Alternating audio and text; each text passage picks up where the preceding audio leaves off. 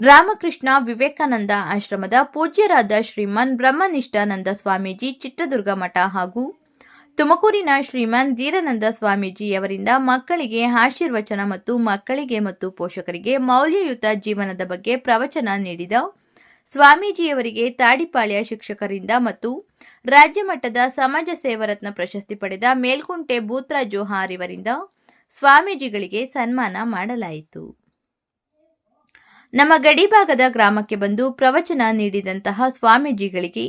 ತಾಡಿಪಾಳ್ಯ ಸರ್ಕಾರಿ ಶಾಲಾ ಶಿಕ್ಷಕರಾದ ಲಕ್ಷ್ಮಿ, ಶಬನಬಾನು, ರಾಜ್ಯ ಮಟ್ಟದ ಸಮಾಜ ಸೇವರತ್ನ ಪ್ರಶಸ್ತಿ ಪಡೆದಂತಹ ಮೇಲ್ಕುಂಟೆ ಆರ್ ಭೂತ್ರಾಜು, ಗ್ರಾಮ ಪಂಚಾಯಿತಿ ಅಧ್ಯಕ್ಷರಾದ ಲಕ್ಷ್ಮಣ್, ಮೇಲ್ಕುಂಟೆ ಗ್ರಾಮಸ್ಥರು ಮತ್ತು ಅಕ್ಕಪಕ್ಕದ ಶಾಲಾ ಶಿಕ್ಷಕರು ಮತ್ತು ಪುಟಾಣಿ ಮಕ್ಕಳು,